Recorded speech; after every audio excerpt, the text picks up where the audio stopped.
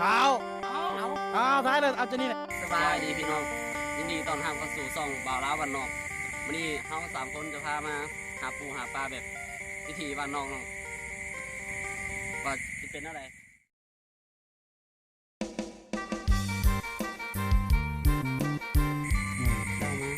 กว้างกว้างนี้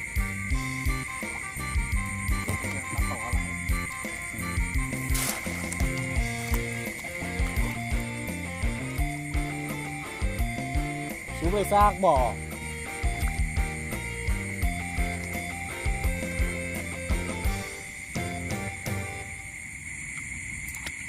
ตัวเงี้ยป่ะลาย ตัวใหญ่เลย ปลาอะไรหลาบนะใส่กระถางปลาน้อยก็พ่อมีอยู่ตัวปลาแต่ปลาน้อยบนนี้เอาแห่ทีเอาแห่ตาน้อยมาเนาะตั้งใจเอาปลาน้อยแล้วก็มันบุมีปลาใหญ่เลยจริงเอาแห่นี่มาไปทอดน้ำมันกินได้อยู่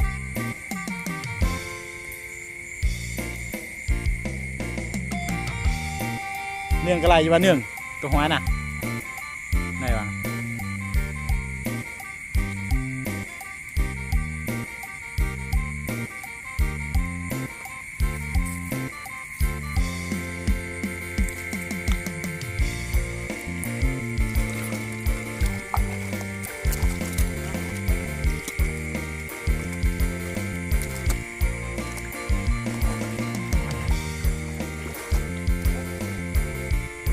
ดำโน้น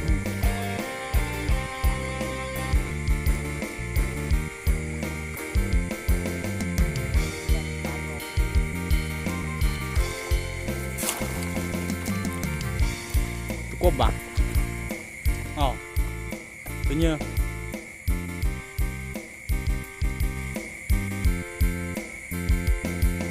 ได้บอกเป็นเบาเนื่องงมกบไหนบอกไหลอยู่โอ้ไหลอยู่โซ่ไหมเนี่ยกบหรืออีตูโอ้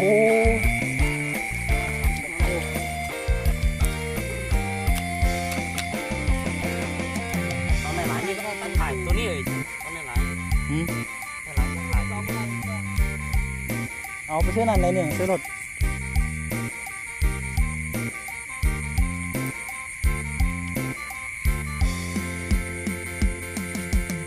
เถื่อละ4-5 ตัวหลายเถื่อ4-5 ตัวคูณก็หลายๆคือกันนั่นแหละ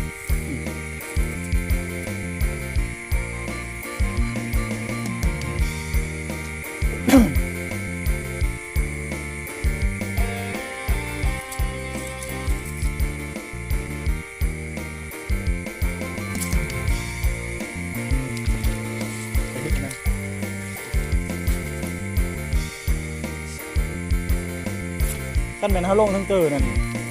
ยิงเสื้อยิงเม็ดมันเลิกนอนด้วยเนาะเดี๋ยวนี้มันตก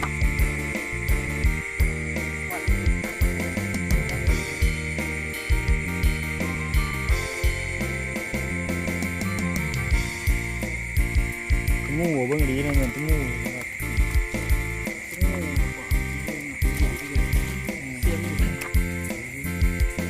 กับบิ๊กเลยกับเอง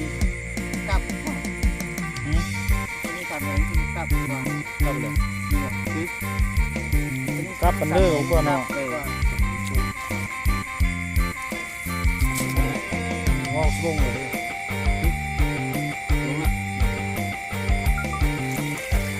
สีสาวเท่านี้นะมันเกลียดทะลุกว่านี่นะตัวมัน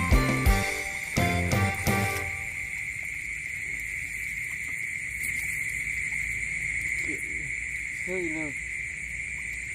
ที่นี่ช่วยเลย นี่นะเส้นนั้นนะเป็น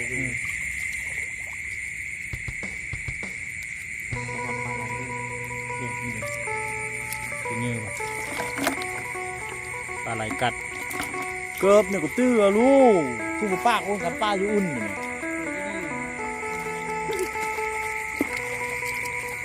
ลูกเลยนี่ไป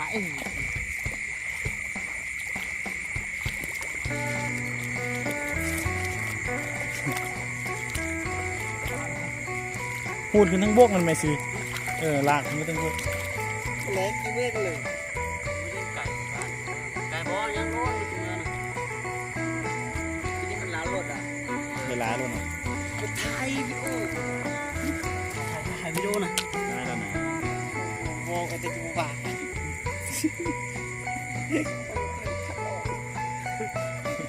พาเป็นเล่พาเป็นเล่ ไปตัดออกดังคือ ตัดเลยตายเลย กูจะเห็นเนี่ยสีกลายเป็นผู้เห็ด ตายเลยลงวัดเท่านั้นโอ้ตัดตื้อ แล้ว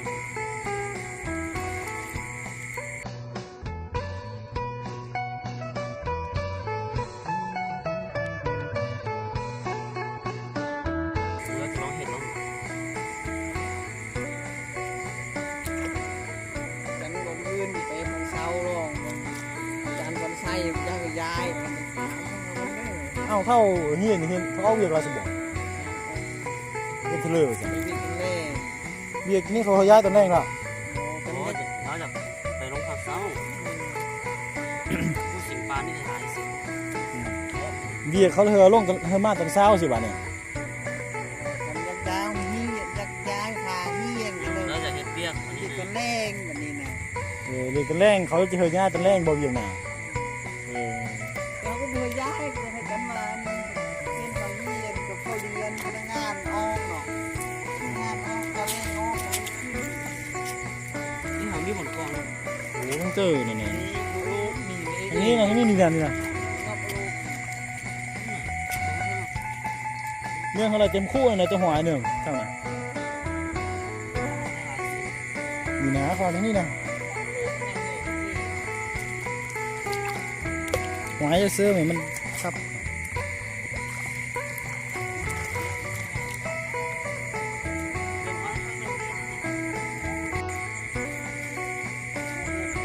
นี่คือบอกเห็นหน่อยปลาน้อยเนาะ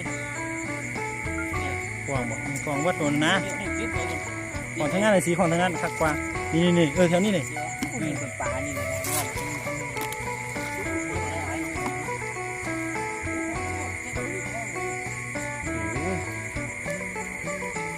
ตู้เลยยังตู้เย็นมันก็ยังหลายตัวน้อยกว่าไอ้น้อยมันเก็บมาว่า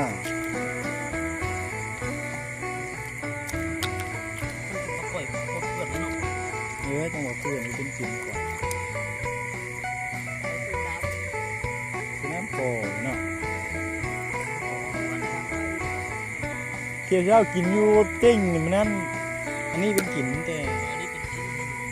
มันนั่นอันเปื่อนเนาะ พูดเลยมันเปิด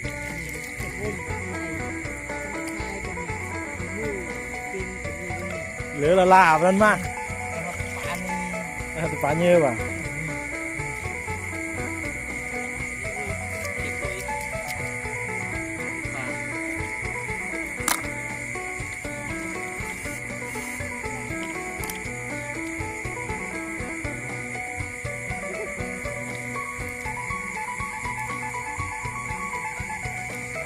ไม่บอกดูป่ะ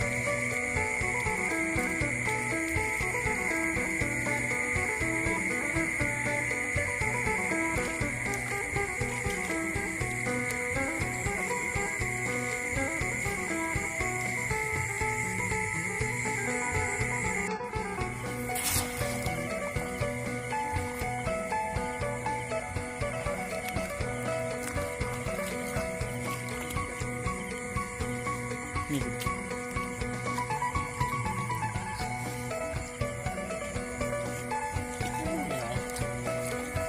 คลิปนี้เลย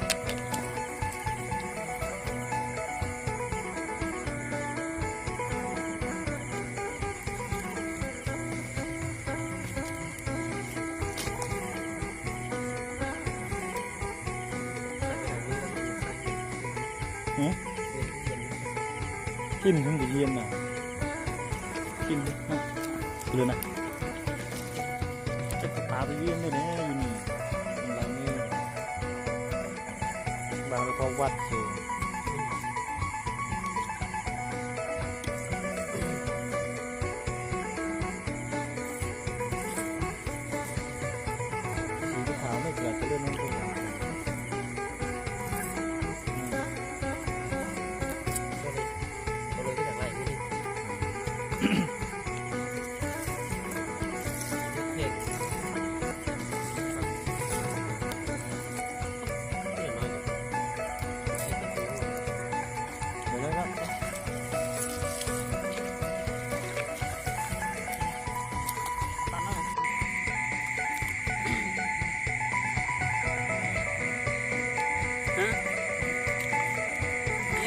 สร้างเรือน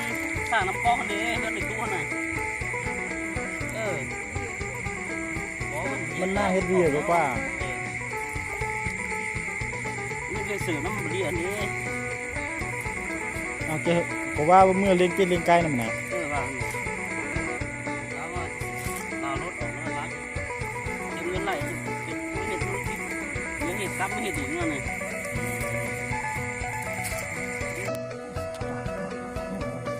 สาวพัดเป็นคน ผลงานได้อยู่คือกันแต่ปลาน้อยกับปลาใหญ่นี่อะไรปลาคอ2 3ตัวกระปูเปล่าอันนี้เป็นหอยปลากวางหลายๆอยู่กดไลค์กดติดตามให้เด้อพี่น้อง